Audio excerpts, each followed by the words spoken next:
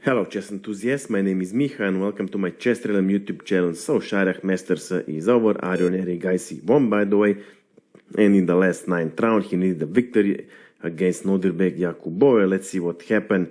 Arjun Erigaisi had white pieces and he started with e4, e5, knight to f3, knight to c6, bishop to c4 and bishop to c5, and we have Italian game. White continues with c3, knight to f6, d3, black castles king side, and white does the same. And this is a very well known position, or tabia as they call it.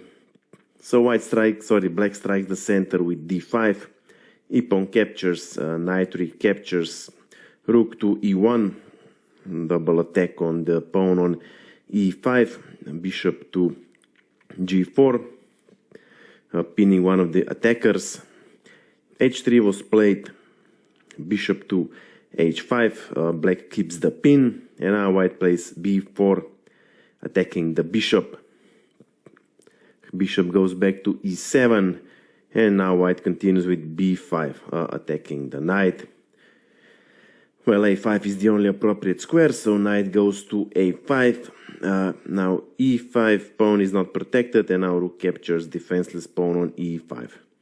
12 moves have passed, and still there are almost 30 games with this position in the database, so this pawn sacrifice is not unknown. The idea is that black should play knight to f6. After knight f6, black threatens to capture the bishop on c4. Now white cannot recapture because queen is not protected. Black might gain a bishop pair and is better in development, so black has compensation for the sacrificed pawn.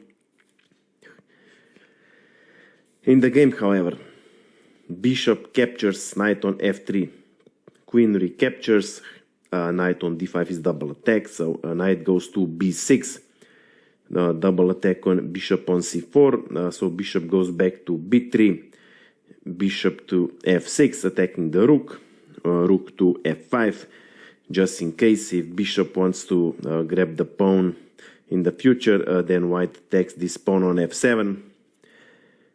Well, black is a pawn down, but all of his pieces are developed. Moreover, black is pinning this pawn on c3, so white will have difficulty with development.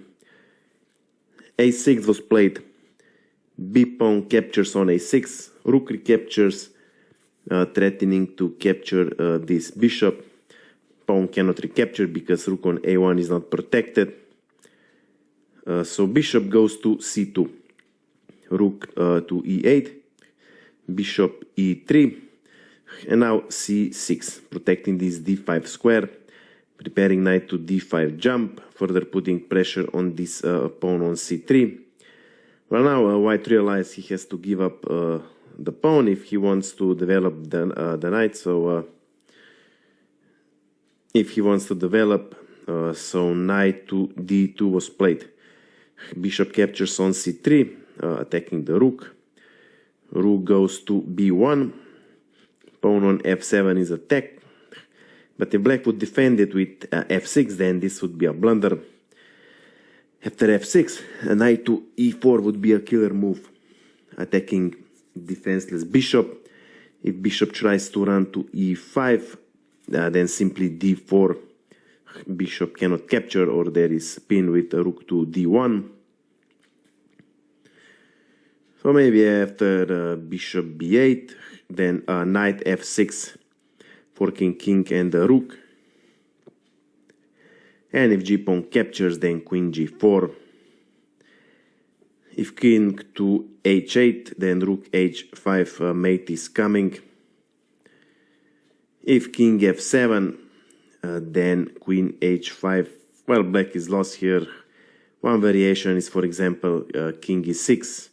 Rook f6, if queen captures rook, then queen captures rook on e8. Then maybe queen e7 defending, queen g8 check, queen f7, bishop to f5, king to e7, still protecting the queen, and then bishop g5. Black has to give up on the queen, moreover it's mate in 3, but I'll leave it for you to find it.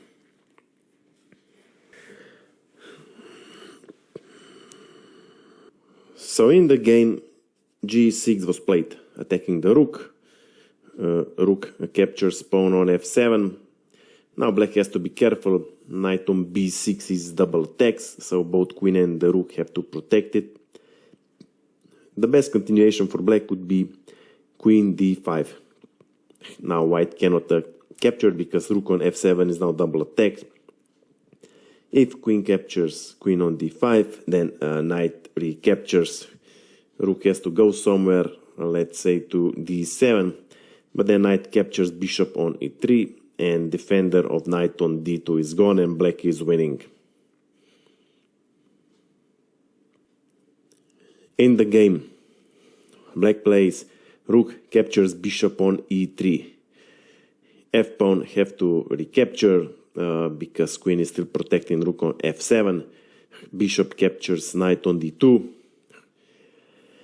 So black has two pieces for the rook. Usually this should be enough, but not in this position.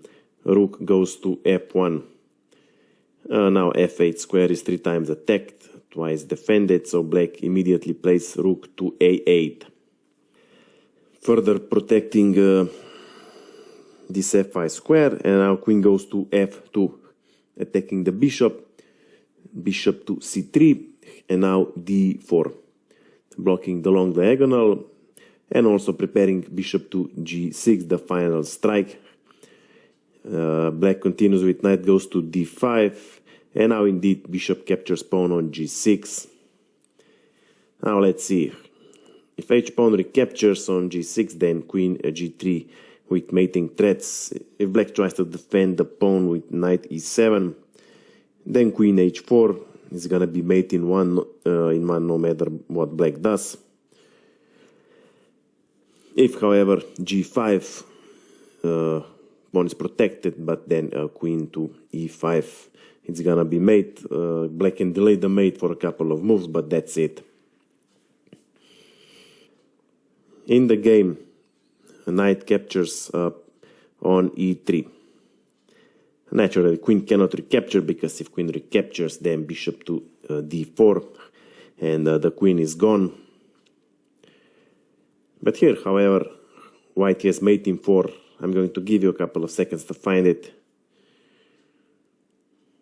White played rook g7 check. If king h8, rook h7, king g8, queen f7 mate. If king captures on g7, then queen f7. After king h8, then queen h7 mate. If king h6, queen h7, king g5, queen h5 is checkmate. Anyway, here in this position, Nodirbek Yakubboev resigned the game.